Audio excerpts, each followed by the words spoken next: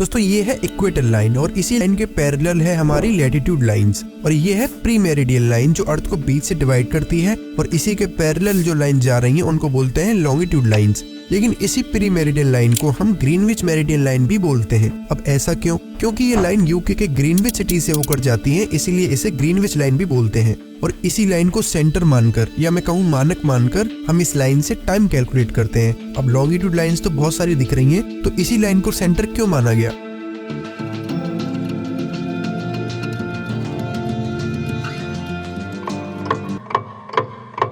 1884 Washington DC में एक meeting होती है जिसमें ये डिसाइड किया जाता है कि ये जो लाइन ग्रीनविच जा रही है इसी को सेंटर मानकर अब से टाइम कैलकुलेट होगा। क्योंकि उस टाइम पर जब कोई ट्रेन या शिप एक जगह से दूसरी जगह जाता था तब बहुत कंफ्यूजन होती थी, और क्योंकि ब्रिटिशर्स का राज आधी से ज्यादा दुनिया पर था इसीलिए उन्होंने यूके वाली लॉन्गिट्यूड लाइन को सेंटर माना और इस लाइन के बेसिस पर टाइम कैलकुलेट करना स्टार्ट कर दिया। GMT माइनस या GMT प्लस ऐसा साइन आपने टाइम जोन्स में देखा होगा। इस GMT की फुल फॉर्म होती है ग्रीनविच मीन टाइम जोन। चलिए अब देखते हैं कि ये टाइम एक्चुअली में कैलकुलेट कैसे होता है। आपको ये तो पता ही होगा कि एक दिन में 24 घंटे होते हैं एंड हमारी अर्थ इन 24 घंटों में अपना एक पूरा चक्कर कर लेती है, मतलब कि पूरी 360 डिग्री घूम जाती है, तभी तो एक चक्कर होगा। अब इसी को कैलकुलेट करें तो 24 घंटों में 360 डिग्री, तो एक घंटे में अर्थ 15 डिग्री रोटेट करेगी। और इसे फर्दर डिवाइड करके मिनट्स में निकालें तो एक घंटे को मिनट्स में कन्वर्ट करो, निकल के आएगा कि 4 मिनट में अर्थ 1 डिग्री रोटेट करती है। यहाँ तक तो सिंपल कैलकुलेशन थी, कुछ याद करने की जरूरत नहीं है।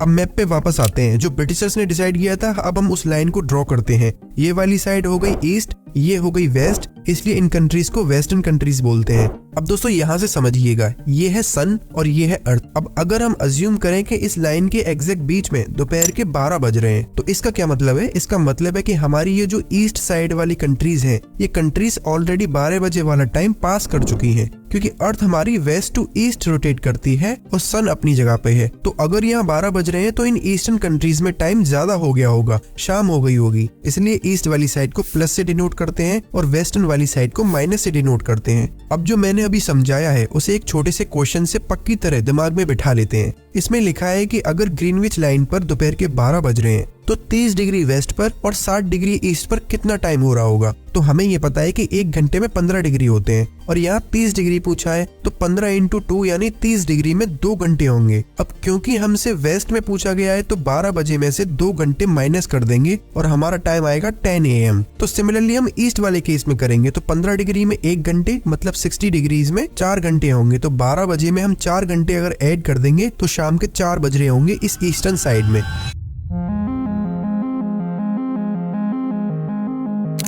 अब यहाँ पर आपको और अच्छे से समझ में आ जाएगा। इस टाइम जोन के डायग्राम को देखो, ये ईस्ट वाली साइड है इसलिए टाइम जोन्स में प्लस लिखा है और वेस्ट साइड में माइनस है। टोटल 24 घंटे होते हैं, तो 12 घंटे प्लस के इधर और 12 घंटे माइनस के इधर। ये है हमारी ग्रीनविच लाइन जो हमने सेंटर मानी थी। इस लाइन के 7.5 डिग्री राइट और 7.5 डिग्री लेफ्ट, मतलब टोटल 15 डिग्री की ये जो बेल्ट बन रही है इसी को बोलते हैं GMT यानी ग्रीनविच मीन टाइम। इसका मतलब इस बेल्ट के अंदर की जितनी भी कंट्रीज हैं, चाहे वो किसी भी पॉइंट पर हो, ये पॉइंट या ये, इन सब का टाइम सेम रहेगा। सिमिलरली जैसे ही हम 15 डिग्री ईस्ट में जाएं तो टाइम +1 हो जाएगा और 15 डिग्री जाएं तो +2 हो जाएगा। अब यहाँ इस बेल्ट पे जो जो कंट्रीज हैं उनका टाइम सेम रहेगा। अब दोस्तों कुछ कंट्रीज ऐसी भी होती हैं जो GMT टाइम जोन से आधा 1 घंटे का ऊपर नीचे टाइम जोन कर लेती हैं, एक बैलेंस बनाने के लिए। मतलब ये कुछ कंट्रीज 1 आवर वाला रूल फॉलो ना करके आधा या 1 घंटा अपने टाइम जोन में ऐड कर देती हैं ताकि उनके कंट्री का टाइम जोन एडजस्ट रहे।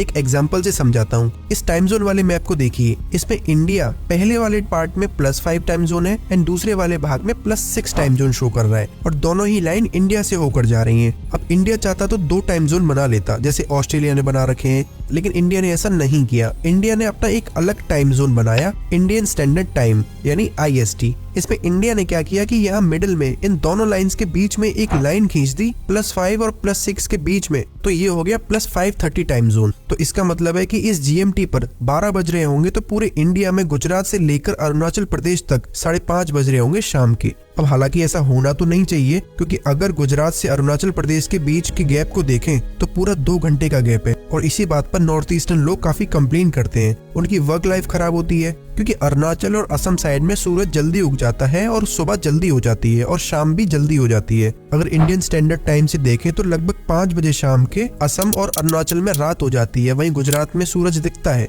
अब इंडियन गवर्नमेंट नहीं चाहती 2 टाइम जोन्स बनाना, क्योंकि 1906 से पहले इंडिया 2 टाइम जोन्स फॉलो करता था, एक था बॉम्बे टाइम जोन और दूसरा था कलकत्ता टाइम जोन। तो अंग्रेजों को बड़ी दिक्कत आती थी, बहुत कंफ्यूजन होती थी टाइमिंग्स को लेकर। फिर 1906 में एक ही टाइम जोन बना दिया गया और फिर 2006 में एक रिकमेंडेशन आई कि इंडिया में फिर से 2 टाइम जोन बना दो, लेकिन अभी तक इस पर कोई फैसला नहीं लिया गया। अब दोस्तों सेम तरीके से जैसे ये जीएमटी लाइन ग्रीनविच से होकर जाती है, वैसे ही हमारी ये लाइन जो इंडियन स्टैंडर्ड लाइन है मिर्जापुर से होकर गुजरती है और ये लाइन 82.5 डिग्री लॉन्गिट्यूड पर है।